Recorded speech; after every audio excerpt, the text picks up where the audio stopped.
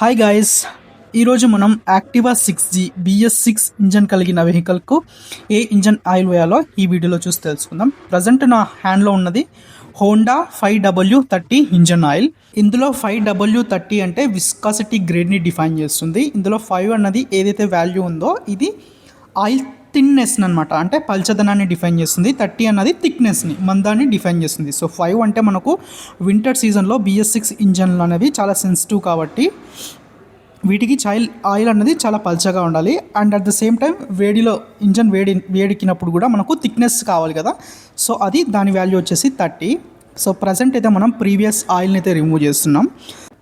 So previous వీడియోలో నేను Castrol oil గురించి చెప్పాను, బట్ చాలామంది కన్ఫ్యూజ్ అవుతుంటారు. 5W30 దొరకక 10W40 వేస్తుంటారు. సో అలా వేయకూడదు. అందుకోసమనే హోండా సపరేట్గా వాళ్ళ బ్రాండ్ తరపున ఆయిల్ అయితే రిలీజ్ చేసింది. దాని పేరే ప్రో హోండా 5W30. గుర్తుపెట్టుకోండి, ఇది 600 ml వస్తుంది. ఆ 600 ml కూడా కాదు, 550 ml అలా వేయాలి. అండ్ మనమైతే ప్రజెంట్ తీసుకున్న ఆయిల్ని అయితే వేస్తున్నాము. అండ్ నా జెన్యున్ ఫీడ్బ్యాక్ చెప్తున్నా కదా, ఈ ఇంజన్ ఆయిల్కి క్యాస్ట్రాల్ ఇంజన్ ఆయిల్తో పోలిస్తే Castrol engine oil 100 times better. మీకు ఒకవేళ అవైలబిలిటీ లేకపోతే ఈ ఆయిల్కి వెళ్ళండి.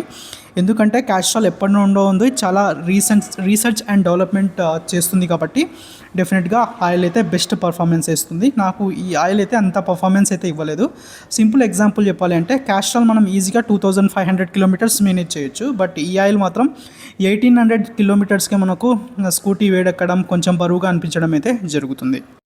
ఒకవేళ మీరు సర్వీసింగ్ డైరెక్ట్ బైక్ షోరూంలో ఇస్తే వాళ్ళు డెఫినెట్గా అయితే ఈ ఆయిల్ని యూస్ చేస్తారు, ప్రో హోండా యూస్ చేస్తారు.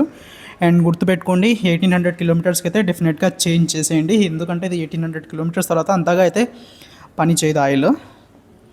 అండ్ ఇటువంటి ఇంట్రెస్టింగ్ వీడియోస్ కోసం please subscribe to Bhagya Vihari channel. Signing off Pradeep Gajula.